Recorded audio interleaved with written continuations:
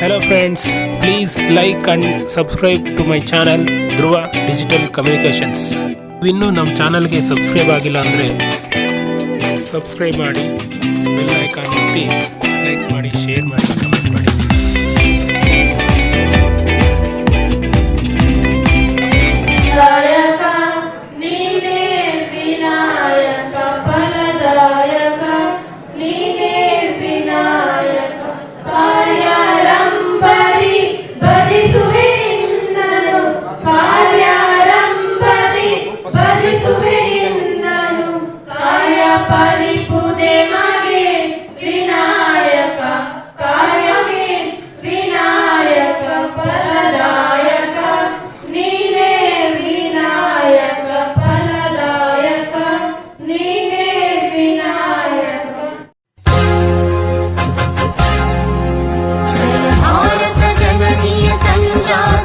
जय हे कर्नाटक माते, जय सुंदर नदी वनगळ नाडे, जय हे रस ऋषिಗಳ ಬೀಡೆ.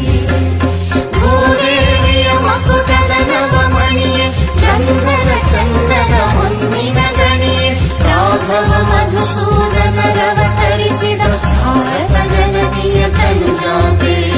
ಜನನಿಯ ಜೋಗುಳ ವೇದದ ಘೋಷ, ಜನನಿಗೆ ಜೀವವು ಇನ್ನಾವೇಶ. ಹಸುವಿನ ನೀಗಳ ಸಾಲೆ, ನಿನ್ನಯ ಕೊರಳಿನ ಮಾಲೆ. ಕಪಿಲ ಪತಂಜಲ ಗೌತಮ ಜಿನನುತ ಭಾರತ ಜನನಿಯ ತಂಜಾತೆ. ಶಂಕರ ರಾಮಾನುಜ ವಿದ್ಯಾರಣ್ಯ, ಬಸವೇಶ್ವರ ಮಧ್ವರ ದಿವ್ಯಾರಣ್ಯ. ನನ್ನ ಷಡಕ್ಷರಿ ಪೊನ್ನ, ಪಂಪನ ತುಮಿಪತಿ ಚನ್ನ. ಕುಮಾರ ವ್ಯಾಸರ ಮಂಗಳ ಧಾಮ, ಕವಿ ಕೋಗಿಲೆಗಳ ಪುಣ್ಯಾರಾಮ. ನಾನಕ ರಾಮಾನಂದ ಕಬೀರರ ಭಾರತ ಜನನಿಯ ತಂಜಾತೆ. ಭೈರಪ್ಪ ಹೊಯ್ಸಳರಾಡಿದ ನಾಡೆ, ನಂಕಣ ಜಕಣರ ನೆಚ್ಚಿನ ಬೀಡೆ. ಕೃಷ್ಣ ಶರಾವತಿ ತುಂಗಾ, ಕಾವೇರಿಯವರ ಗಂಗ. ಚೈತನ್ಯ ಪರಮಹಂಸ ವಿವೇಕರ ಭಾರತ ಜನನಿಯ ತಂಜಾತೆ. ಸರ್ವ ಜನಾಂಗದ ಶಾಂತಿಯ ತೋಟ, ರಸಿಕರ ಕಂಗಳ ಸೆಳೆಯುವ ನೋಟ. ಹಿಂದೂ ಕ್ರೈಸ್ತ ಮುಸಲ್ಮಾನ, ಪಾರಸಿಕ ಜೈನ ಉದ್ಯಾನ. ಜನಗಣ ಹೋಲುವ ದೊರೆಗಳ ಧಾಮ, ಭಾರತ ವೈದಿಕರ ರಾಮ. ಕನ್ನಡ ನುಡಿ ಕುಣಿದಾಡುವ ದೇಹ, ಕನ್ನಡ ತಾಯಿಯ ಮಕ್ಕಳ ದೇಹ. ಭಾರತ ಜನನಿಯ ತಂಜಾತೆ. ಜಯ ಹೇ ಕರ್ನಾಟಕ ಮಾತೆ, ಜಯ ಹೇ ಕರ್ನಾಟಕ ಮಾತೆ, ಜಯ ಹೇ ಕರ್ನಾಟಕ ಮಾತೆ. ವೇದಿಕೆ ಮೇಲಿನ ಗಣ್ಯರೇ, ಪ್ರೀತಿಯ ವಿದ್ಯಾರ್ಥಿಗಳೇ, ಈ ದಿನ ಬುಡಕಟ್ಟು ಸಂಸ್ಕೃತಿ ಅಧ್ಯಯನ ಹಾಗೂ ಅಭಿವೃದ್ಧಿ ಸಂಸ್ಥೆ ಮತ್ತು ಬಾಪೂಜಿ ಪ್ರಥಮ ದರ್ಜೆ ಕಾಲೇಜಿನ ವತಿಯಿಂದ ಬುಡಕಟ್ಟು ಸಮುದಾಯಗಳ ಅಸ್ಮಿತೆಯನ್ನ ಕುರಿತಾದಂತ ರಾಜ್ಯ ಮಟ್ಟದ ವಿಚಾರ ಸಂಕಿರಣವನ್ನ ಪ್ರಾರಂಭ ಮಾಡ್ತಾ ಇದ್ದೇವೆ. ಆತ್ಮೀಯರೇ, ಜೀವನ ಕ್ರಮ ಅನ್ನುವಂಥದ್ದು ನಾವು ವಿವರಿಸಿಕೊಳ್ಳುವುದು ಹೇಗೆ ಅಂತಂದ್ರೆ, ಸಂಸ್ಕೃತಿಯ ಲಕ್ಷಣಗಳ ಮೂಲಕನೇ ಒಂದು ಜೀವನ ಕ್ರಮವನ್ನ ವಿವರಿಸಿಕೊಳ್ಳೋದನ್ನ ನಾವು ನೋಡ್ತಾ ಇದ್ದೇವೆ.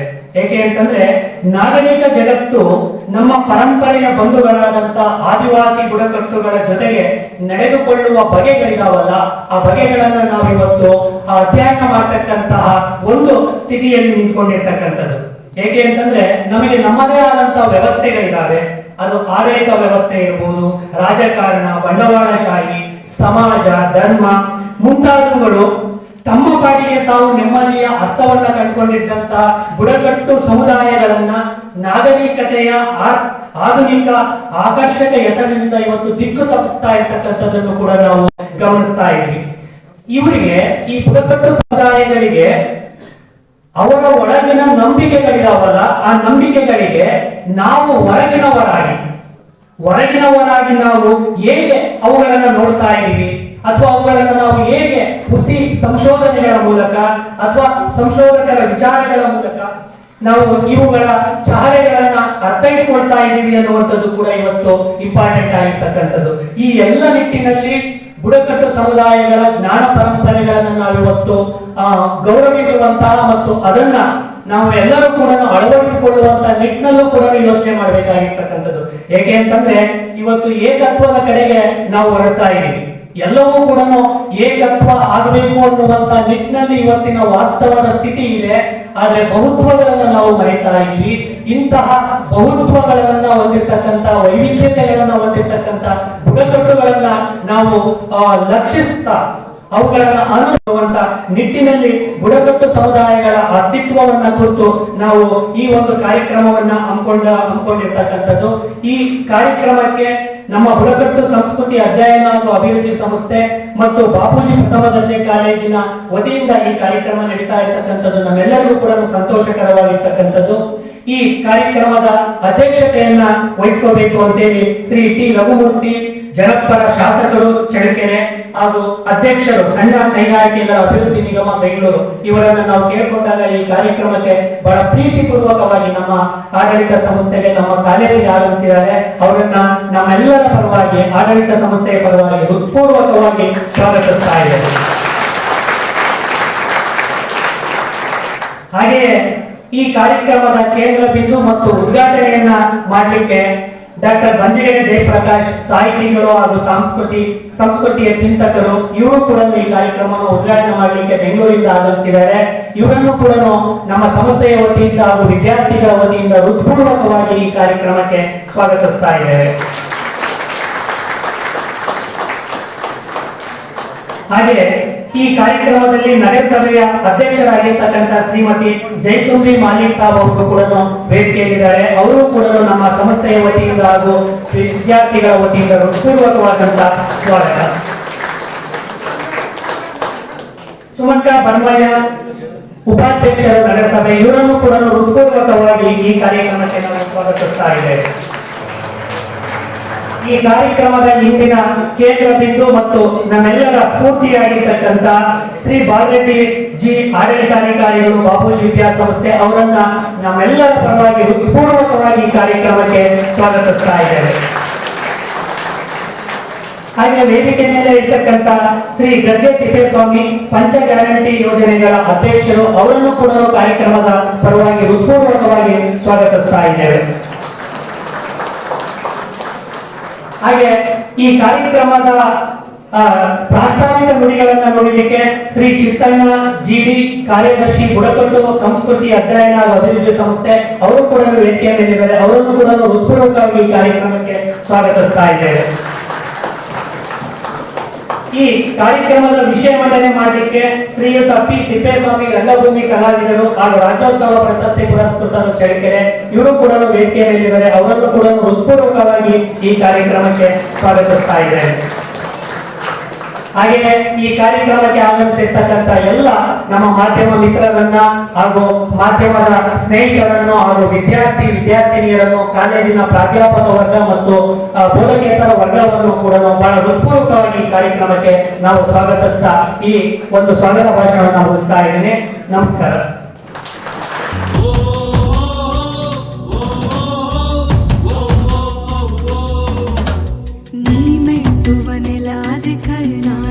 ನೀನೇರುವ ಮಲೆ ಸಹ್ಯಾದ್ರಿ ನೀ ಮುಟ್ಟುವ ಮರ ಶ್ರೀಗಂಧದ ಮರ ನೀ ಕುಡಿಯುವ ನೀರ್ ಕಾವೇರಿ.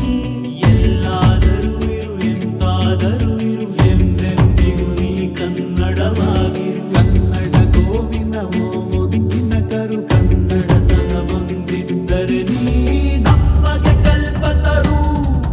ಹೇ ಬಾರಿಸು ಕನ್ನಡ ನಿಮ್ಮಿಮವ ಓ ಕರ್ನಾಟಕ ಹೃದಯ ಶಿವ. ಇವತ್ತು ಈ ಬುಡಕಟ್ಟು ಸಮುದಾಯಗಳ ಅಸ್ಮಿತೆಯನ್ನು ಕುರಿತು ಯಾಕೆ ಚಳ್ಳಕೆರೆಯಲ್ಲಿ ಕಾರ್ಯಕ್ರಮವನ್ನು ನಾವು ಏರ್ಪಾಡು ಮಾಡಿಕೊಂಡಿದ್ವಿ, ಇದರ ಉದ್ದೇಶ ಏನು, ಯಾಕೆ ಈ ಸಂಸ್ಕೃತಿ, ಈ ಸಾಹಿತ್ಯ, ಈ ಪರಂಪರೆ ವಿದ್ಯಾರ್ಥಿಗಳಿಗೆ ಏನು ಅರಿವನ್ನು ಮೂಡಿಸಬೇಕು ಅಂತಕ್ಕಂಥದ್ದು ನಮ್ಮ ಉದ್ದೇಶ ಆಗಿದೆ. ಯಾಕಂತಂದ್ರೆ ಸಾಮಾನ್ಯವಾಗಿ ಮನುಷ್ಯನ ಬದುಕು ನಿಂತ ನೀರಿನಂತ ಆಗಬಾರದು ಅಂತ. ಆದ್ದರಿಂದ ಈ ಸದಾ ಅರಿಯುವ ನೀರಿನಂತೆ ಅದು ಹೊಸ ಸಂಚಲನಗಳನ್ನು ಮೂಡಿಸಿಕೊಂಡು ಸದಾ ಚಲನಶೀಲವಾಗಿರಬೇಕು. ಯಾವುದು ನಿಂತು ನೀರಂತಾಗಿರ್ಬೋದು, ಚಲನಶೀಲವಾಗಿರಬೇಕೆಂಬ ಉದ್ದೇಶದಿಂದ ಇವತ್ತು ಈ ಜಡ್ಡಿಗಟ್ಟಿದ ಸಮಾಜಕ್ಕೆ ಹೊಸ ಬೆಳಕಿನ ಒಂದು ರೀತಿಯ ಸಂಚಲನ ಮೂಡಿಸಿ ಇನ್ನೂ ಅಜ್ಞಾತವಾಗಿರ್ತಕ್ಕಂಥ ಈ ಬುಡಕಟ್ಟು ಸಂಸ್ಕೃತಿಯನ್ನು ಈ ಬುಡಕಟ್ಟು ಸಮುದಾಯಗಳ ಸಂಸ್ಕೃತಿಯನ್ನು ಸಮಾಜದ ಮುಖ್ಯವಾಹಿನಿಗೆ ತರುವ ಉದ್ದೇಶದಿಂದ ಈ ಸಂಸ್ಕೃತಿಯ ಚಿಂತಕರು ಆಗಿರ್ತಕ್ಕಂಥ ನಮ್ಮ ನಾಡಿನ ಹೆಸರಾಂತ ಸಾಹಿತಿಗಳಾಗಿರ್ತಕ್ಕಂಥ ಡಾಕ್ಟರ್ ಬಂದಿರೆ ಜಯಪ್ರಕಾಶ್ ಹಾಗೂ ನಾಡಿನ ಇತರೆ ವಿದ್ವಾಂಸರ ನೇತೃತ್ವದಲ್ಲಿ ಈ ಸಂಸ್ಥೆ ಸಾಗಿ ಬಂದಿದೆ. ನಾನು ಹೇಳ್ತೀನಿ, ಇದಕ್ಕೆ ಈ ಸಂಸ್ಥೆ ರಾಜಕೀಯೇತರವಾದ ಪಕ್ಕಾ ಸಾಂಸ್ಕೃತಿಕ ವಲಯದ ವೇದಿಕೆಯಾಗಿದೆ. ನಮ್ಮ ಉದ್ದೇಶ ಇವತ್ತು ಸಾಕಷ್ಟು ಸಂಘ ಸಂಸ್ಥೆಗಳನ್ನು ನೋಡಿಲ್ಲ. ನಮ್ಮ ಈ ಸಂಸ್ಥೆಯ ಉದ್ದೇಶ ನಾವು ಒಂದು ನೈತಿಕ ನೆಲೆಗಟ್ಟಿನ ಮೇಲೆ ನಿರ್ಮಾಣವಾಗಿ ಹಣ ಮಾಡುವಂಥದ್ದು ಅಥವಾ ಈ ಸಂಸ್ಥೆಯ ಹೆಸರಿನಲ್ಲಿ ಸಮಾಜವನ್ನು ದಾರಿ ತಪ್ಪಿಸುವ ಉದ್ದೇಶ ಈ ಸಂಸ್ಥೆಯ ಯಾವ ಸದಸ್ಯರಿಗೂ ಇಲ್ಲ ಅಂತಕ್ಕಂಥದ್ದನ್ನು ನಾನು ಇವತ್ತು ಹೇಳಲಿಕ್ಕೆ ನಾನು ಇಚ್ಛೆ ಪಡ್ತೇನೆ. ಬಹಳ ಪ್ರಮುಖವಾಗಿ ಇವತ್ತಿನ ಸಮಾಜದಲ್ಲಿ ನಾವು ಯಾಕೆ ಬುಡಕಟ್ಟು ಸಮುದಾಯಗಳನ್ನು ನಾವು ಗುರುತಿಸಿ ಹೇಳ್ತೀವಿ ಅಂತಂದ್ರೆ, ಈ ಬುಡಕಟ್ಟು ಸಮುದಾಯಗಳಾದ ಗೊಲ್ಲ, ಬೇಡ, ಕುರುಬ, ದೊಮ್ಮಿದಾಸ, ಜೋಗಿ, ಎಳವಿ, ಎಳವ, ಸೋಲಿಗ, ಬಡಗ, ಬುಡಗ ಚೆನ್ನಮ್ಮ ಇನ್ನು ಮುಂತಾದ ಬುಡಕಟ್ಟು ಸಮುದಾಯಗಳಿವೆ. ಅದನ್ನು ಗೊತ್ತಿರ್ತಕ್ಕಂಥ ವಿಚಾರ. ಈ ಬುಡಕಟ್ಟು ಸಮುದಾಯಗಳ ಸಂಸ್ಕೃತಿ ಆ ಸಾಹಿತ್ಯ ಶಿಷ್ಟ ಪರಂಪರೆಗಿಂತಲೂ ವಿಶಿಷ್ಟವಾದದ್ದು, ವಿಭಿನ್ನವಾದದ್ದು. ಯಾಕಂದ್ರೆ ಈ ಬುಡಕಟ್ಟು ಸಮುದಾಯಗಳ ಸಾಹಿತ್ಯ ದೇಶೀಯವಾದದ್ದು ಅಥವಾ ಆ ದೇಶೀಯವಾದ ಜನಪದೀಯವಾದ ಮೂಲವುಳ್ಳದ್ದು. ಅದರ ಸಾಹಿತ್ಯ, ಅದರ ಪರಂಪರೆ, ಅದರ ಕಲೆಗಳಲ್ಲಿ ವಿಶಿಷ್ಟವಾದ ಸ್ಥಾನಮಾನ ನಮಗಿದೆ. ಯಾಕೆ ಈ ರೀತಿಯಾಗಿರ್ತಕ್ಕಂಥ ಈ ಸಂಸ್ಕೃತಿಯನ್ನು, ಈ ಸಾಹಿತ್ಯವನ್ನು ಹೊರತೆಗೆಯತಕ್ಕಂಥ ಕೆಲಸವನ್ನು ನೀವು ಎಲ್ಲರೂ ಮಾಡಬೇಕಾಗಿದೆ. ಉದಾಹರಣೆಗೆ ನಾಡೋಜ ಸಿರಿಯಜ್ಜಿ ಅಂತ 1000 ಪದದ ಸರದಾರರು ನಮ್ಮ ಸಮಾಜದಲ್ಲಿದ್ದಾರೆ. ಅವರೆಲ್ಲರೂ ಕೂಡ ಅಕ್ಷರವಲ್ಲವರಲ್ಲ, ಆದರೆ ಅವರ ವಿದ್ವತ್ತು ವಿಶ್ವವಿದ್ಯಾಲಯದ ಪ್ರಾಧ್ಯಾಪಕರನ್ನು ಕೂಡ ಚಿಂತೆಗೆ ಮಾಡುವಂತೆ ಮಾಡಿದೆ. ಸೊ ಆ ರೀತಿಯಾಗಿರ್ತಕ್ಕಂಥ ವಿಶಿಷ್ಟವಾದ ಸಾಹಿತ್ಯಿಕ ಸಾಂಸ್ಕೃತಿಕ ಪರಂಪರೆ ನಮ್ಮ ನಾಡಿನಲ್ಲಿದೆ. ಅದು ಹೆಚ್ಚಾಗಿ ಚಿತ್ರದುರ್ಗ ಜಿಲ್ಲೆಯಲ್ಲಿದೆ. ಅದು ಹೆಚ್ಚಾಗಿ ಚಳ್ಳಕೆರೆ ಮುಂತಾದಂಥ ಭಾಗದಲ್ಲಿ ವಿಶೇಷವಾಗಿ ಹರಡಿಕೊಂಡಿರ್ತಕ್ಕಂಥದ್ದನ್ನು ನಾವು ಕಾಣಬಹುದು. ಸೊ ಅಂತ ಪ್ರತಿನಿಧಿಗಳು ಇವತ್ತಿನ ಈ ಕಾರ್ಯಕ್ರಮದಲ್ಲಿ ನೇತಾರರಾಗಿದ್ದಾರೆ. ಅಂತ ಪ್ರತಿನಿಧಿಗಳಲ್ಲಿ ಕೂಡ ನಮ್ಮ MLA ಸಾಹೇಬರು, ರಘುಮೂರ್ತಿ ಸರ್, ತಿಪ್ಪೇಸ್ವಾಮಿ ಅವರು ಮತ್ತು ಬಂಜಿಗೆರೆ ಅವರು ಎಲ್ಲರೂ ಕೂಡ ಅವರ ನೇತಾರರಾಗಿರ್ತಕ್ಕಂಥದ್ದು ನಮ್ಮ ಹೆಮ್ಮೆಯ ಸಂಗತಿಯಾಗಿದೆ. ಆದರೆ ಈ ಸಂಸ್ಕೃತಿ, ಈ ಪರಂಪರೆ ನಮ್ಮ ಪ್ರಾಸ್ತಾವಿಕವಾಗಿ ನಾನೇನು ಹೇಳಲ್ಪಟ್ಟಿದ್ದೇನೆ ಅಂತಂದ್ರೆ, ಜಾಗತೀಕರಣ, ಉದಾರೀಕರಣ, ಔದ್ಯೋಗೀಕರಣ, ನಗರೀಕರಣ, ಈ ಕಂಪ್ಯೂಟರೀಕರಣ ಮುಂತಾದ ಆಧುನಿಕ ಸೋಗಿಗೆ ಒಳಪಟ್ಟು ಈ ನಮ್ಮ ಬುಡಕಟ್ಟು ಪೀಳಿಗೆಯು ವಿನಾಶದ ಅಂಚಿಗೆ ಸಾಗುತ್ತಿರುವುದು ನಿಜಕ್ಕೂ ಅದು ಶೋಚನೀಯವಾಗಿರ್ತಕ್ಕಂಥ ಸಂಗತಿಯಾಗಿದೆ. ಅದನ್ನೆಲ್ಲವನ್ನು ಉಳಿಸಿ ಬೆಳೆಸಿ ಅದಕ್ಕೆ ಹೊಸ ರೂಪ ಕೊಡುವ ಕೆಲಸ ತುರ್ತಾಗಿ ಆಗಬೇಕಾಗಿದೆ. ಆದ್ದರಿಂದ ಸಾಮಾನ್ಯವಾಗಿ ನಾವು ಕಂಡ ಹಾಗೆ ಈ ಬುಡಕಟ್ಟುಗಳ ಮುಖ್ಯ ಕಸುಬು ಪಶುಪಾಲನೆ. ಈ ಪಶುಪಾಲನೆಗೆ ಬೇಕಾಗಿರ್ತಕ್ಕಂಥದ್ದು ಸಮೃದ್ಧವಾದ ಅರಣ್ಯ. ಈ ಚಿತ್ರದುರ್ಗ ಸುತ್ತಮುತ್ತ ಭಾಗ ಅಥವಾ ಬಳ್ಳಾರಿ ಸುತ್ತಮುತ್ತ ಭಾಗ, ತುಮಕೂರು ಸುತ್ತಮುತ್ತ ಭಾಗ ಇವೆಲ್ಲವೂ ವಿಶಾಲವಾದ ಅರಣ್ಯ ಪ್ರದೇಶಗಳಿಂದ, ಕಾಡುಗಳಿಂದ ಕೂಡಿರ್ತಕ್ಕಂಥ ಪ್ರದೇಶ. ಅಲ್ಲಿ ಹೆಚ್ಚಾಗಿ ಬುಡಕಟ್ಟು ಸಮುದಾಯಗಳು ವಾಸವಾಗಿವೆ. ಆದರೆ ಈ ಕೈಗಾರಿಕೀಕರಣದಿಂದ ಉದ್ಯಮಿಗಳು ಈ ಅರಣ್ಯವನ್ನೆಲ್ಲವನ್ನು ನಾಶ ಮಾಡಿ ಅಲ್ಲಿ ಹೊಸ ಕೈಗಾರಿಕೆಗಳನ್ನು ಸ್ಥಾಪನೆ ಮಾಡಿ, ಕಾರ್ಖಾನೆಗಳನ್ನು ಸ್ಥಾಪನೆ ಮಾಡಿ ಅವರೆಲ್ಲವನ್ನು ಒಕ್ಕಲೆಬ್ಬಿಸುವ ಕೆಲಸವನ್ನು ಮಾಡ್ತಾ ಇದ್ದಾರೆ. ಆದ್ದರಿಂದ ಸರ್ಕಾರ ಅವರ ಮೂಲ ಕಸುಬುಗಳಾಗಿರ್ತಕ್ಕಂಥ ಚಮ್ಮಾರಿಕೆ, ಕಮ್ಮಾರಿಕೆ, ಕುಂಬಾರಿಕೆ, ಬಟ್ಟೆ ನೇಯೋದು, ಬುಟ್ಟ ಹಾಕೋದು, ಕಂಬಳಿ ನೇಯೋದು ಅಥವಾ ಅವರ ವಾದ್ಯಗಳನ್ನು ತಯಾರು ಮಾಡತಕ್ಕಂಥ ಅಂತ ಕಸುಬುಗಳಿಗೆ ವಿಶೇಷವಾದ ಗಮನ ಕೊಡಬೇಕು ಅವುಗಳನ್ನ ಅಂತ ಹೇಳಿ ನಾವು ಇವತ್ತು ನಮ್ಮ ಈ ಸರ್ಕಾರದ ಪ್ರತಿನಿಧಿಯಾಗಿರ್ತಕ್ಕಂಥ ಆಗಿರ್ತಕ್ಕಂಥ ನಮ್ಮ ನೆಚ್ಚಿನ ಶಾಸಕರು ಆಗಿರ್ತಕ್ಕಂಥ ಈ ಸಂಸ್ಕೃತಿಯ ಪರಂಪರೆಯನ್ನು ಮನಗಂಡಿರ್ತಕ್ಕಂಥ ಸನ್ಮಾನ್ಯ ರಘುಮೂರ್ತಿ ಸರ್ ಹತ್ರ ನಾವು ನಿವೇದಿಸಿಕೊಳ್ತಾ ಇದ್ದೀವಿ. ಅವರಿಗೆ ಈ ಸಾಮಾನ್ಯವಾಗಿ ನಾವು ಹೆಚ್ಚು ಕಾರ್ಯಕ್ರಮಗಳು ನಮ್ಮ ಚಳಿಕೆಯಲ್ಲಿ ಬುಡಕಟ್ಟು ಸಂಸ್ಕೃತಿಯ ಕಾರ್ಯಕ್ರಮಗಳಾಗಿದ್ರೆ ಅವ್ರು ಒಂದು ಕಾರ್ಯಕ್ರಮಕ್ಕೂ ನಾವು ತಪ್ಪಿಸ್ಕೊಂಡಿಲ್ಲ, ಕರೆಕ್ಟ್ ಟೈಮಿಗೆ ಬಂದಿದ್ದಾರೆ. ಅವ್ರು ಹೇಳಿದ್ರು ಬಂಜಿಗಿದೆ ಸರ್ ಯಾವಾಗ ಬರ್ತಾರೋ ಅವಾಗ ನಾನು ಬರ್ತೀನಿ ಚಿತ್ರಣ್ಣ ಅಂತ ಹೇಳಿದ್ರು. ಕರೆಕ್ಟ್ ಆ ಟೈಮಿಗೆ ಸರಿಯಾಗಿ ಬಂದಿದ್ದಾರೆ. ಹಂಗಾಗಿ ಅವರಿಗೆ ಆ ಸಮುದಾಯದ ಬಗ್ಗೆ ವಿಶೇಷವಾದ ಕಾಳಜಿ ಇದೆ. ಆ ಸಮುದಾಯಗಳನ್ನು ಏನಾದರೂ ಮಾಡಿ ನಾವು ಈ ಆಧುನೀಕರಣ ಸೋಗಿನಿಂದ ತಪ್ಪಿಸಿ ಅವರ ಸಂಸ್ಕೃತಿಯನ್ನು ಉಳಿಸಿ ಬೆಳೆಸಬೇಕಂತಕ್ಕಂಥ ಕಳಕಳಿ ಅವ್ರಿಗಿದೆ. ಆದ್ದರಿಂದ ಅವರಿಗೆ ವಿಶೇಷವಾಗಿರ್ತಕ್ಕಂಥ ನಾನು ಧನ್ಯವಾದಗಳನ್ನು ಈ ಸಂದರ್ಭದಲ್ಲಿ ಅರ್ಪಿಸುತ್ತೇನೆ. ಹಾಗಾಗಿ ಈ ಕಾರ್ಯಕ್ರಮ ಯಶಸ್ವಿಯಾಗಿ ಮೂಡಿ ಬಂದಿರುವುದಕ್ಕೆ ಕಾರಣಕರ್ತರಾದ ಈ ಸಂಸ್ಥೆಯ ಎಲ್ಲ ಆಡಳಿತ ಅಧಿಕಾರಿಗಳಿಗೂ, ಎಲ್ಲ ಪ್ರಾಧ್ಯಾಪಕರಿಗೂ, ಪ್ರಾಚಾರ್ಯರಿಗೂ, ಸಂಸ್ಥೆಯ ಎಲ್ಲ ಸದಸ್ಯರಿಗೂ, ವಿಶೇಷವಾಗಿ ನಮ್ಮ ಸ್ನೇಹಿತರಾಗಿರ್ತಕ್ಕಂಥ ರಾಜಣ್ಣ ಮತ್ತು ಚಿತ್ತಯ್ಯನವರಿಗೆ ವಂದಿಸ್ತಾ ನಾನು ಪ್ರಾಸ್ತಾವಿಕ ಮಾತುಗಳನ್ನು ಮುಗಿಸ್ತೇನೆ. ಜೈ ಹಿಂದ್, ಜೈ ಕರ್ನಾಟಕ.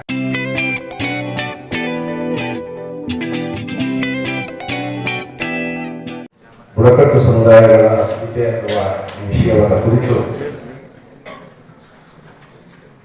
ಪ್ರಾಸ್ತಾವಿಕ ಭಾಷಣದಲ್ಲಿ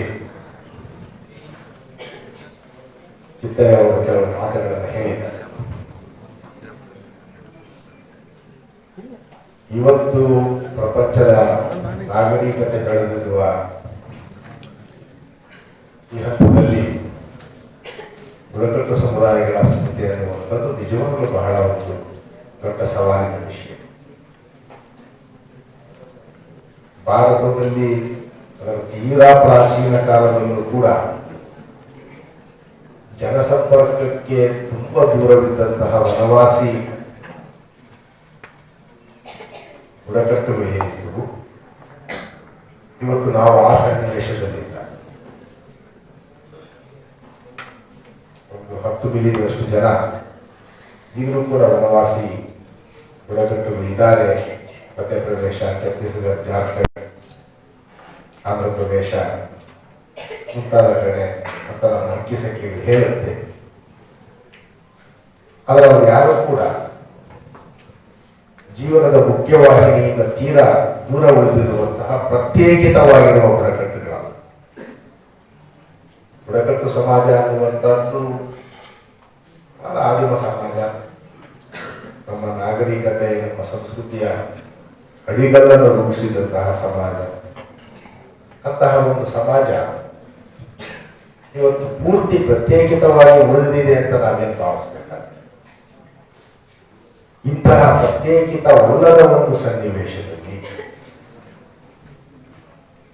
ಮುಖ್ಯ ಸಮಾಜದ ಜೊತೆಗೆ ಒಡನಾಡುತ್ತಲೇ ಇರುವಂತಹ ಅರಣ್ಯವಾಸಿ ಬುಡಕಟ್ಟು ಸಮುದಾಯಗಳು, ಅರಣ್ಯ ದಂಚಿನಲ್ಲಿರುವಂತಹ ಬುಡಕಟ್ಟು ಸಮುದಾಯಗಳು, ಗ್ರಾಮಗಳ ಹೊರಗಡೆ ವಾಸ ಮಾಡ್ತಾ ಇರುವಂತಹ ಸಮುದಾಯಗಳು ಮತ್ತು ಗ್ರಾಮಗಳಲ್ಲೇ ಕೇರಿಗಳಾಗಿ ವಾಸ ಮಾಡ್ತಾ ಇರುವಂತಹ ಸಮುದಾಯಗಳು.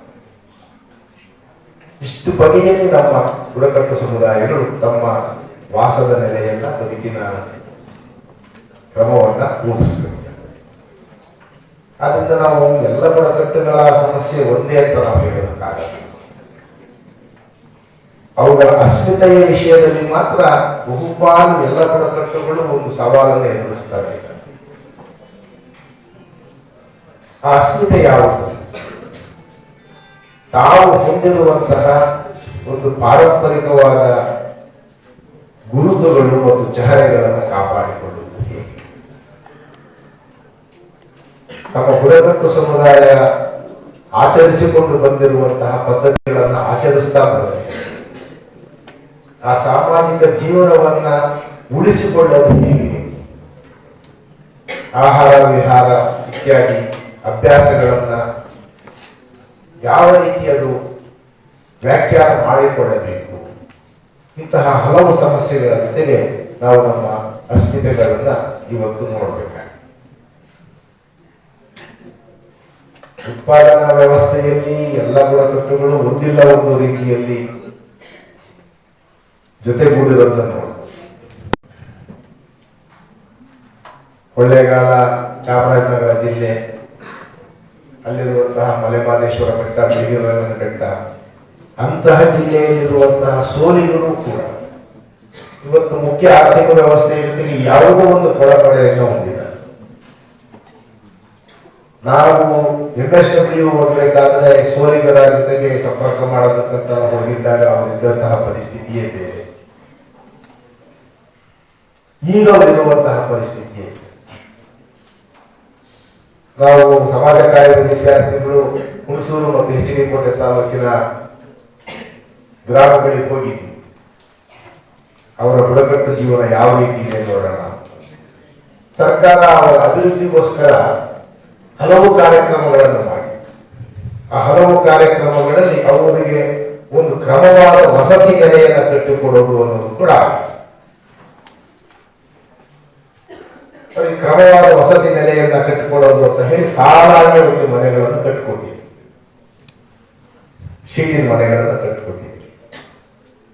ನಾವು ಆ ಶೀಟಿನ ಮನೆಗಳ ಒಳಗಡೆ ಹೋಗಿ ಅವ್ರು ಹೆಂಗ್ ವಾಸ ಮಾಡ್ತಿದ್ದಾರೆ ಅಂತ ನೋಡಿದ್ರೆ, ಆ ಶೀಟಿನ ಮನೆಗಳ ಒಳಗಡೆ ಒಂದು ಸಣ್ಣ ಗುಡ್ಲಾಗಿದೆ, ಅದು ಒಳಗಡೆ ಅವ್ರು ವಾಸ ಮಾಡ್ತಾರೆ. ಯಾಕೆ ಅಂತ ಕೇಳಿದ್ರೆ ನಾವು ಗುಡ್ಲಲ್ಲೇ ವಾಸ ಮಾಡೋದು ಸರ್, ಗುಡ್ಲಲ್ಲೇ ಇರಬೇಕು, ಮತ್ತೆ ಸರ್ಕಾರ ಈ ಮನೆ ಕಟ್ಟಿಕೊಟ್ಬಿಟ್ಟಿದೆ, ಅದು ಬಿಡಕ್ಕಾಗಲ್ಲ ಅಂತ ಅದ್ರ ಒಳಗಡೆ ಗುಡ್ಲಾಗ್ತದೆ. ಆಮೇಲೆ ನಾವು ಸಮಾಜ ಕಲ್ಯಾಣ ಇಲಾಖೆ ಅಧಿಕಾರಿಗಳು ಮತ್ತು ಬುಡಕಟ್ಟು ಅಭಿವೃದ್ಧಿ ಇಲಾಖೆಯ ಜೊತೆಗೆ ಮಾತಾಡಿದ್ವಿ. ಅದ್ರ ಬದಲು ಉಳಿಸ್ದಲ್ಲಿ ಇರಬೇಕು ಅಂತ ಅವ್ರ ಆಶಯ ಆಗೋದು ವಸ್ತು ಏನು ವಿನ್ಯಾಸ ಆ ರೀತಿ ಇದ್ದರೆ, ನೀವು ಯಾಕೆ ಕಾಡಿಂದ ಒಳ್ಳೆಯ ಬಿದುರನ್ನ ಮತ್ತು ಅದರ ವಸತಿಯನ್ನು ನಿರ್ಮಾಣ ಮಾಡಿಕೊಳ್ಳೋದಕ್ಕೆ ಬೇಕಾಗಿರುವ ವಸ್ತುಗಳನ್ನು ಸಂಗ್ರಹಿಸಿ ಅದನ್ನ ನೀಟಾಗಿ ಕಟ್ಕೊಳ್ಳೋದಕ್ಕೆ ಯಾಕೆ ಅವ್ರಿಗೆ ವ್ಯವಸ್ಥೆ ಮಾಡಬಾರ್ದು? ಇಲ್ಲ, ನಮ್ಮ ಯೋಜನೆಯಲ್ಲಿರೋದು ಏನು ಅಂತ ಹೇಳಿದ್ರೆ ಅವರಿಗೆ ನಾವು ಮನೆ ಕಟ್ಟಿಕೊಡ್ಬೇಕು ಅಂತ ಇದೆ. ಊರಲ್ಲಿ ಕಟ್ಟುವಂತ ಮನೆಗಳನ್ನು ಅವ್ರಿಗೆ ಕಟ್ಟಿದ್ದಾರೆ. ಸಮಸ್ಯೆ ಆಗಿದ್ದು ಬಹಳ ಸೂಕ್ಷ್ಮವಾದ ಸಮಸ್ಯೆ ಏನು ಅಂತ ಹೇಳಿದ್ರೆ, ಅವರಲ್ಲಿ ಕುರುಗಳಿದ್ದಾರೆ, ಸೋಲಿಗಳು 4-5 ಕುರುಗಳಿದ್ದಾರೆ. ಬೆಳ್ಳೋರು, ಸೂರ್ನೋರು, ಹಾಲ್ನೋರು, ಹೂನೋರು 5 ಕುರುಗಳಿದ್ದಾವೆ. ಅವರ ಊರುಗಳಲ್ಲಿ ಅವರು ಮನೆಯನ್ನು ಕಟ್ಕೊಳ್ಬೇಕಾದ್ರೆ ಅವರವರ ಕುಲಕ್ಕೆ ಅನುಸಾರವಾಗಿ ಅವರು ಸಾಲು ಕಟ್ಟಿರ್ತಾರೆ. ಅದರ ಮೇಲೆ ಅವರು ಸಾಲನ್ನೇ ಹೇಳ್ತಾರೆ, ಅವ್ರು ಬೆಳ್ಳೋರ್ದು, ಇದು ಸೂರ್ನೋರ್ದು, ಇದು ಆ ಥರದ್ದು ಅವ್ರು ಹೇಳ್ತಾರೆ, ಇದು ಹಾಲ್ನೋರ್ದು. ಇಲ್ಲಿ ಇವರು ಸಾಲಾಗಿ ಮನೆ ಕಟ್ಟಿದ ನಂತರ ಏನಾಯ್ತು, 2 ತಲೆಮಾರು ಕಳೆದ ಮೇಲೆ ಇತ್ತೀಚೆಗೆ ಮತ್ತೊಂದ್ಸಲ ಅವ್ರನ್ನು ನಾವು ಸಂಪರ್ಕಿಸಿದ್ರೆ, ನಾನು ಕರ್ನಾಟಕ ಜಾನಪದ ವಿಶ್ವವಿದ್ಯಾನಿಲಯಕ್ಕೆ ಆಗುವ ಬುಡಕಟ್ಟು ಸಮುದಾಯಗಳ ಅಧ್ಯಯನ ಯೋಜನೆ ನಿರ್ದೇಶಕ ಆಗಿದ್ದೆ. ಅಲ್ಲಿರುವ ಹೊಸ ತಲೆಮಾರಿನವರಿಗೆ ಅವರ ಕುಲುಗಳ ಬಗ್ಗೆ ಹೇಳೋದು ಗೊತ್ತಾಗ್ತಿಲ್ಲ. ಕುಲುಗಳ ಬಗ್ಗೆ ಹೇಳೋದು ಗೊತ್ತಾಗದೇ ಇರೋದ್ರಿಂದ ಅವರ ಸಮಸ್ಯೆ ಏನಾಗಿದೆ ಅಂದ್ರೆ, ಯಾರು ಮದುವೆ ಆಗಬೇಕು ಅನ್ನೋದು ಗೊತ್ತಾಗ್ತದೆ. ಯಾಕಂದ್ರೆ ಕುಲುಗಳ ನಡುವೆ ಮದುವೆ ಅನ್ನೋದು ಬುಡಕಟ್ಟದ ಒಂದು ವಿಶೇಷವಾದ ಕ್ರಮದಲ್ಲಿ ಆಗುತ್ತೆ. ಇಂಥ ಕುಲದವ್ರು ನಿಂತವ್ರು ಆಗ್ಬಾರ್ದು, ಇಂಥ ಕುಲದವ್ರು ನಿಂತವ್ರು ಆಗ್ಬಾರ್ದು. ಈಗ ಅವ್ರನ್ನ ಏನ್ ಮಾಡ್ಬೇಕು ಅಂದ್ರೆ, ಹಳೆಯ ಕುಲಾಚಾರಗಳನ್ನು ಉಳಿಸಿಕೊಳ್ಳಿ ಅಂತ ಹೇಳಬೇಕಾ, ಈಗ ಹೊಸದಾಗಿ ಏರ್ಪಟ್ಟಿರುವ ವಸತಿ ಸಮಸ್ಯೆಯಿಂದಾಗಿ ನಿಮ್ಮ ಕುಲಗಳು ಮರ್ತೋಗೋ ಸ್ಥಿತಿಗೆ ಬಂದಿದೆ, ಹೊಸ ತಲೆಮಾರಿಗೆ ಒಂದು ಅಂದಾಜು ಸಿಗ್ತಿಲ್ಲ, ಅದಕ್ಕೆ ಹೊಸ ಕ್ರಮಕ್ಕೆ ಹೊಂದಿಕೊಳ್ಳಿ, ಈ ಗೊಂದಲವನ್ನು ಅನುಭವಿಸಲಿ ಅಂತ ಹೇಳ್ಬೇಕಾ? ಬಹಳ ಸೂಕ್ಷ್ಮವಾಗಿರುವಂತ ವಿಷಯಗಳು. ಇದನ್ನ ಹೇಳ್ತೀನಿ ಯಾಕೆ ಅಂತ. ಆ ಹುಣಸೂರು ಮತ್ತು HDಕೋಟೆ ತಾಲೂಕಲ್ಲಿ ಅವರಿಗೆ ಕುಡಿಯೋ ನೀರಿನ ವ್ಯವಸ್ಥೆ ಮಾಡಬೇಕು ಅಂತ ದೊಡ್ಡ ಬಾವಿಗೆ ತರಿಸ್ಕೊತೀವಿ. ಆ ದೊಡ್ಡ ಬಾವಿಯನ್ನು ತರಿಸ್ಕೊಟ್ರೆ ಏನಾಯ್ತು ಅಂದ್ರೆ, ಅವ್ರು ಬಿಂದಿಗೆ ಒಳಗಡೆ ಮುಳುಗಿಸಿದ್ರೆ ಅದು ಗುಡು ಗುಡು ಗುಡು ಗುಡು ಗುಡು ಅಂತ ಸೌಂಡ್ ಮಾಡುತ್ತೆ. ಬಿಂದಿಗೆ ದೆವ್ವ ಇದೆ ಅಂತ ಹೇಳಿ ಅವರ ಬಾವಿಗೆ ಹೋಗ್ತದೆ. ಅವರು ಹರಿಯೋ ನೀರಿನ ಹಳ್ಳಿಗಳಲ್ಲಿ ನೀರು ತುಂಬಿಸ್ಕೊಂಡು ಅಭ್ಯಾಸ ಇರುವುದಿಲ್ಲ. ಆ ನಂತರ ನಮ್ಮ ಸರ್ಕಾರ ಏನ್ ಮಾಡ್ತದೆ, ಅಭಿವೃದ್ಧಿ ಮಾಡ್ಬೇಕು ಅಂತ ಬಹಳ ಆಸೆ ಇತ್ತಲ್ಲ, ಅದಕ್ಕೆ ಡ್ಯಾನಿಶ್ ತಳಿಯ ಹಸುಗಳನ್ನ ತಗೊಂಡೋಗಿ ಅವರೆಲ್ಲರಿಗೂ ಒಂದೊಂದು ಕೊಟ್ಟು, ಅದನ್ನು ಕೊಟ್ಟಾದ್ಮೇಲೆ ಇವ್ಯಾಲ್ಯೂಯೇಷನ್ ಮಾಡೋದಕ್ಕೆ ಹೋದ್ವಿ ನಾವು. 3 ವರ್ಷದ ನಂತರ ಏನಾಗಿದೆ ಅಂದ್ರೆ, ಒಂದು ಹಸು ಇಲ್ಲ, ಸತ್ತೋಗಿದ್ದಾರೆ, ಇಲ್ಲ ಮಾರ್ಬಿಟ್ಟಿದ್ದಾರೆ, ಅಥವಾ ಅಡವಿ ಬಿಟ್ಟಿದ್ದಾರೆ, ಕಳೆದೋಗಿ ಹುಲಿನೋ ಯಾವುದಕ್ಕೋ ಪಾಲಾಗ್ತಿದೆ. ಯಾಕೆ ಅಂತ ಹೇಳಿದ್ರೆ, ಆ ಗುಡ್ಡಗಾಡಲ್ಲಿ, ಆ ದಟ್ಟವಾದ ಕಾಡಲ್ಲಿ ಹಸುಗಳನ್ನ ನೀವು ಸಾಕೋದಕ್ಕೆ ಆಗುತ್ತೆ. ಅದನ್ನ ನಮ್ಮ ಯೋಜನೆ ರೂಪಿಸೋದು ಅದು ಅರ್ಥವೇ ಆಗಿಲ್ಲ. ಮಲೆನಾಡಿನ ಭಾಗದಲ್ಲಿ, ಪಶ್ಚಿಮ ಘಟ್ಟಗಳು ಮತ್ತು ಪೂರ್ವ ಘಟ್ಟಗಳ ಭಾಗದಲ್ಲಿ ಪಶು ಸಾಕಾಣಿಕೆ ಸುಲಭ ಅಲ್ಲ. ಅಲ್ಲಿಗೆ ಕುರಿ ಮೇಕೆಗಳು ನಡೆಯುತ್ತೆ. ನೀವು ಡ್ಯಾನಿಶ್ ತಳಿ ಹಸುಗಳನ್ನು ಅಲ್ಲಿ ತಗೊಂಡು ಕೊಟ್ರೆ ಅಲ್ಲಿ ವಿಪರೀತವಾದ ಚಳಿ, ವಿಪರೀತವಾದ ಮಳೆ, ವಿಪರೀತವಾದ ಸೊಳ್ಳೆ ಮತ್ತು ಜಿಗಣೆ. ಈ ಹಸುಗಳು ಹಾಲು ಕೊಡೋದಿರಲಿ, ಆ ಜಿಗಣೆಗಳಿಂದ ತಪ್ಪಿಸಿದ್ರೆ ಸಾಕು. ಇದೆಲ್ಲ ಯಾಕೆ ನಿಮಗೆ ಸೂಚಿಸ್ತಾ ಇದ್ದೀನಿ ಅಂತ ಹೇಳಿದ್ರೆ, ಈಗ ಸೋಲಿಗರು ಈ ಮಾದೇಶ್ವರ ಬೆಟ್ಟದ ಪ್ರದೇಶದಲ್ಲಿ ಮತ್ತು ಬಿಳಿಗಿರಿ ಬೆಟ್ಟದ ಪ್ರದೇಶದಲ್ಲಿ ಏನ್ ಮಾಡಿದ್ದಾರೆ ಅಂದ್ರೆ, ಅವರ ಬದುಕಿನ ಕ್ರಮ ಪೂರ್ತಿ ಕೆಟ್ಟೋಗಿದೆ. ಅವರನ್ನು ಅರಣ್ಯದಲ್ಲಿದ್ದವರನ್ನು ಅರಣ್ಯದಲ್ಲಿ ತಂದು ಹಾಕಿ, ಯಾಕಂದ್ರೆ ಅದು ಅಭಯಾರಣ್ಯ, ಇನ್ನೇನೋ ವನ್ಯಾರಣ್ಯ, ಏನೇನು ಯೋಜನೆಗಳಿದೆ. ಅದಕ್ಕೆ ಮಾಧವ ಗಾಡಿಗೆ ವರದಿ ಇದೆ, ಕಸ್ತೂರಿ ರಂಗನ ವರದಿ ಇದೆ, ಪಶ್ಚಿಮ ಘಟ್ಟಗಳ ರಕ್ಷಣೆಗೆ, ಇದೆಲ್ಲವೂ ಸರಿ. ಅರಣ್ಯಗಳ ರಕ್ಷಣೆಗೆ, ಕಾಡು ಪ್ರಾಣಿಗಳ ರಕ್ಷಣೆಗೆ ನೀವು ಕೊಡ್ತಾ ಇರೋ ಗಮನದ ಬಗ್ಗೆ ನಮ್ಗೆ ಯಾರಿಗೂ ವಿರೋಧ ಇಲ್ಲ. ಆದರೆ ಅಲ್ಲಿ ತಲೆತಲಾಂತರಗಳಿಂದ ವಾಸ ಮಾಡ್ತಾ ಬಂದಿದ್ದಂತಹ ಬುಡಕಟ್ಟು ಸಮುದಾಯಗಳು, ಅವುಗಳ ಹಕ್ಕುಗಳ ಪ್ರಶ್ನೆ ಇದೆ. ಅವ್ರಿಗೊಂದು ಹಕ್ಕಿದೆ, ಪಾರಂಪರಿಕವಾಗಿ ಅರಣ್ಯದಲ್ಲಿ ವಾಸ ಮಾಡಿರುವ ಒಂದು ಹಕ್ಕಿದೆ. ಹುಲ್ಲುಗಾವಲುಗಳನ್ನ ಬಳಸಿ ನಮಗೊಂದು ಹಕ್ಕಿದೆ. ಇಲ್ಲಿ ಪಾರಂಪರಿಕವಾಗಿರುವಂತಹ ಹಕ್ಕುಗಳಿದ್ದಾವೆ. ಕೆಲವು ಬಗೆಯ ನೈಸರ್ಗಿಕ ಸಂಪನ್ಮೂಲಗಳನ್ನ ಬಳಸಿ ಆ ಬುಡಕಟ್ಟು ಸಮುದಾಯದವರಿಗೆ ನೈಸರ್ಗಿಕವಾದ ಹಕ್ಕು ಅಂತ ಹೇಳ್ತಿದ್ದಾರೆ. ಬಳಕೆಯಿಂದ ಉಂಟಾಗುವಂತಹ ಹಕ್ಕು. ಆ ಹಕ್ಕುಗಳನ್ನ ನಮ್ಮ ಅರಣ್ಯ ನೀತಿ, ನಮ್ಮ ಕೃಷಿ ನೀತಿ ಇವತ್ತು ಪಾಲಿಸ್ತಾ ಇದೆಯಾ? ಅಭಿವೃದ್ಧಿ ನೀತಿ ಇದನ್ನ ಇವತ್ತು ಗೌರವಿಸ್ತಾ ಇದೆಯಾ ಇಲ್ವಾ?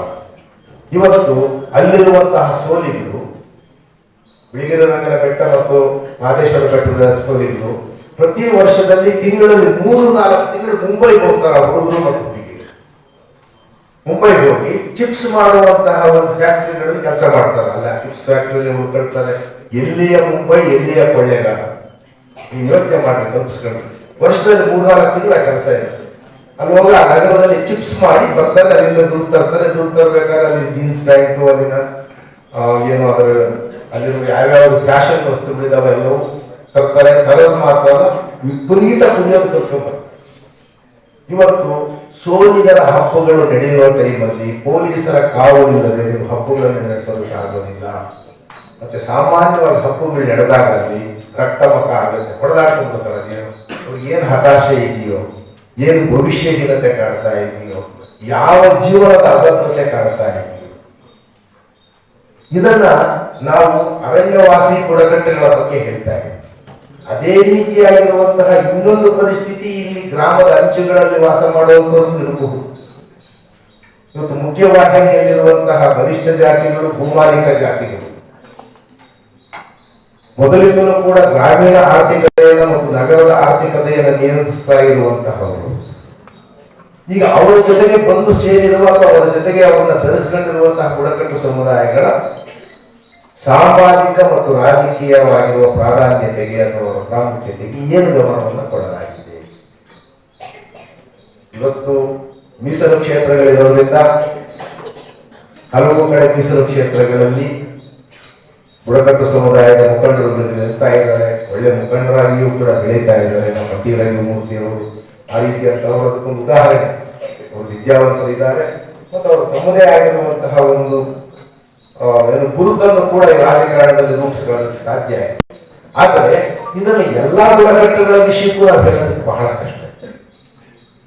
ಕರ್ನಾಟಕ ರಾಜ್ಯದಲ್ಲಿ ಹಲವಾರು ಬುಡಕಟ್ಟುಗಳಿದ್ದಾರೆ ಮತ್ತು ಎಲ್ಲಿ ಅವರ ಸಂಖ್ಯೆ ಜಾಸ್ತಿ ಇದೆಯೋ ಅದನ್ನು ನಾವು ಮೀಸಲು ಕ್ಷೇತ್ರ ಅಂತ ಗುರುತಿಸ್ತೀವಿ. ಅಲ್ಲಿ ಒಂದು ಸ್ವಲ್ಪ ಪರಿಸ್ಥಿತಿ ಪರವಾಗಿಲ್ಲ.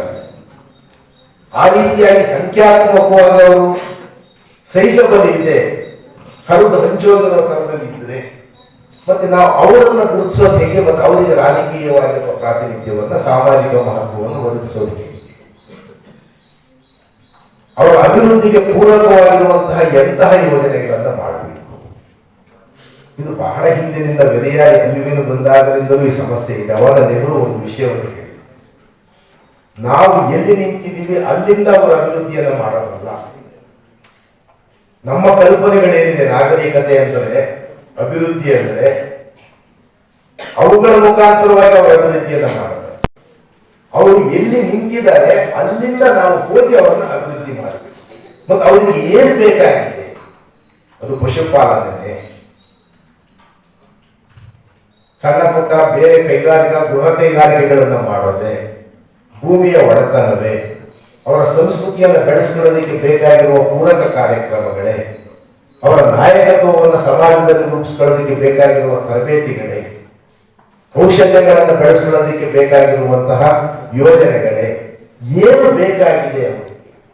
ಬುಡಕಟ್ಟು ಸಮುದಾಯಗಳವರನ್ನು ಸಂಪರ್ಕಿಸದೆ ನೀವು ಅಭಿವೃದ್ಧಿ ಯೋಜನೆಗಳನ್ನು ರೂಪಿಸೋದ್ರಿಂದ ಬುಡಕಟ್ಟು ಜನರನ್ನು ನಾವು ಬದಲಾಯಿಸೋದಕ್ಕಾಗಲ್ಲ.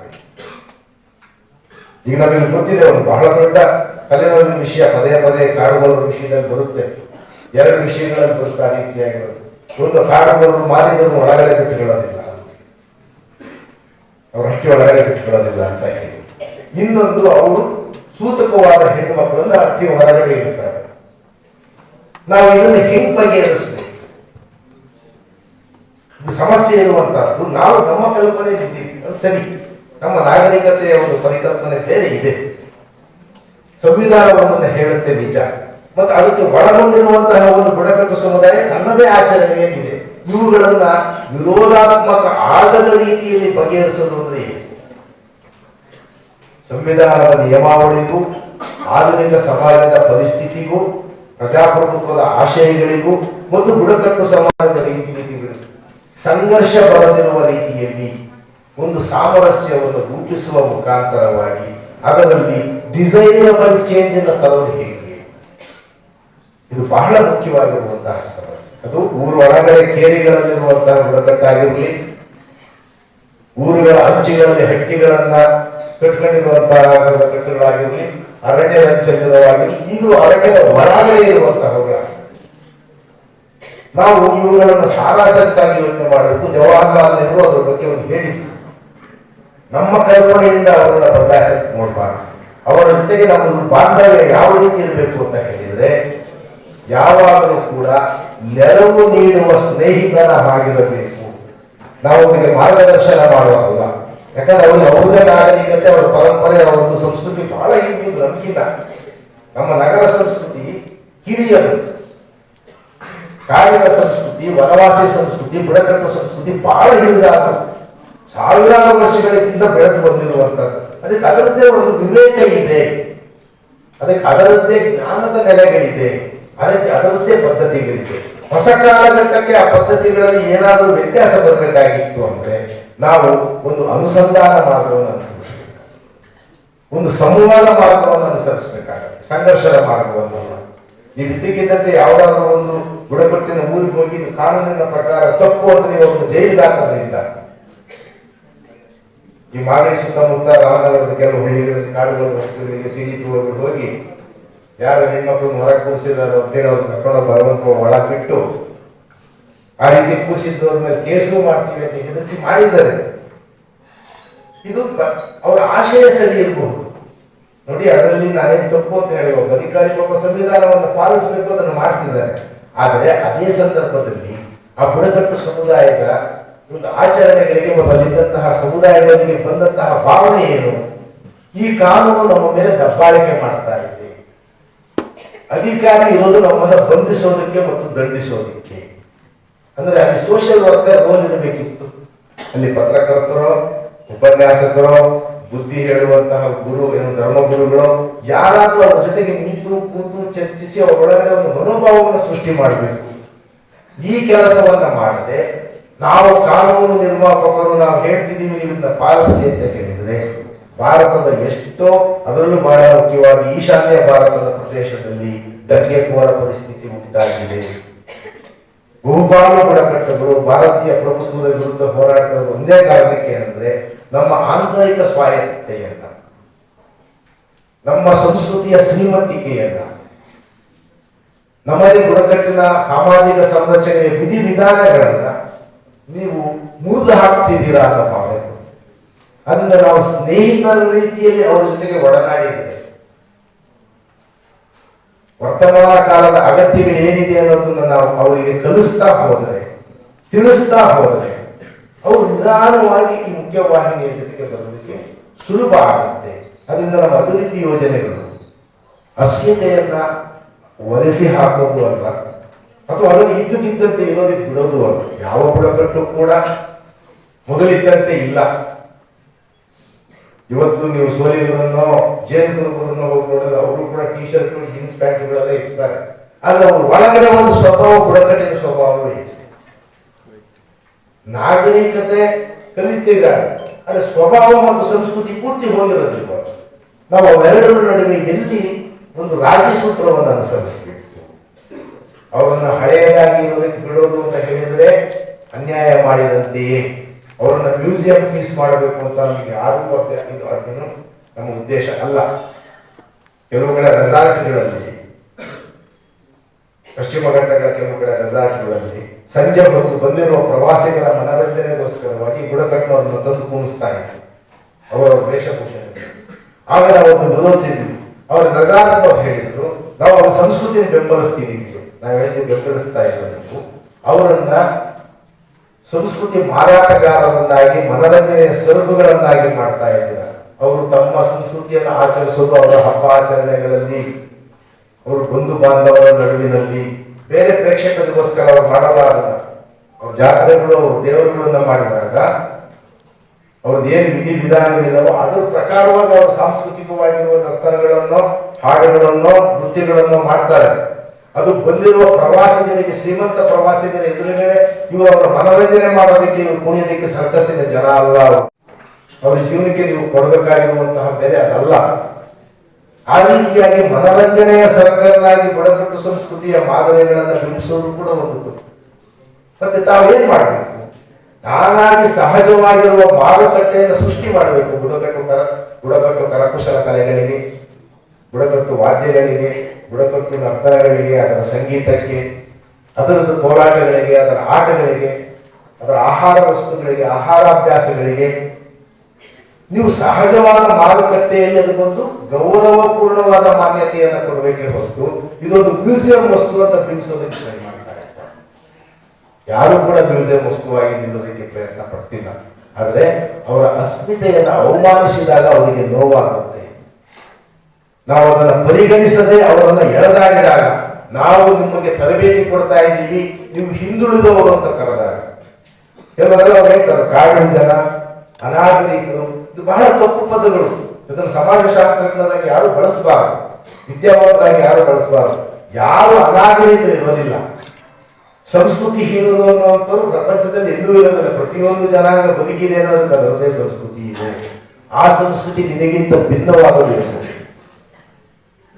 ಸಾಂಸ್ಕೃತಿಕ ಬಹುಳತ್ವದಲ್ಲಿ ಎಲ್ಲ ಸಂಸ್ಕೃತಿಗಳು ಒಂದೇ ಎರಡರಲ್ಲಿ ತಯಾರಾಗೋದಿಲ್ಲ. ಅವರವರ ಭೌಗೋಳಿಕ ಕ್ಷೇತ್ರದಲ್ಲಿ, ಅವರ ಬದುಕಿನ ಕ್ರಮದಲ್ಲಿ ಅದು ರೂಪುಗೊಳ್ತಾ ಬಂದಿರ್ತವರ ಹಿನ್ನೆಲೆಯಲ್ಲಿ. ಪಶುಪಾಲಕ ಸಂಸ್ಕೃತಿ ಒಂದಿರುತ್ತೆ, ಕುಶಲಕರ್ಮಿ ಸಂಸ್ಕೃತಿ ಒಂದಿರುತ್ತೆ, ರೈತಾಪಿ ಸಂಸ್ಕೃತಿ ಒಂದಿರುತ್ತೆ.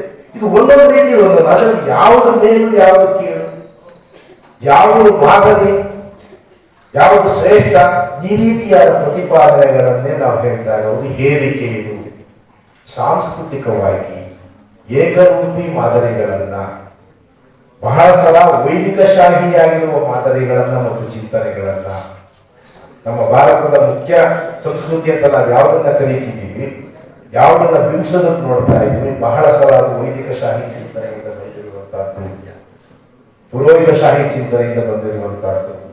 ಅದನ್ನೇ ನಾವು ಮುಖ್ಯ ಸಂಸ್ಕೃತಿ ಅನ್ನೋ ರೀತಿಯಲ್ಲಿ ಬಿಂಬಿಸಿ ಅದನ್ನ ಕಲಿಸೋದಕ್ಕೆ, ಅದನ್ನೇ ಯಾವಾಗಲೂ ಕೂಡ ಪ್ರತಿಪಾದನೆ ಮಾಡೋದಕ್ಕೆ, ಪ್ರಚಾರ ಮಾಡೋದಕ್ಕೆ ನಾವು ಬುಡಕಟ್ಟು ಸಮುದಾಯಗಳನ್ನ ಬಳಸಬಾರದು.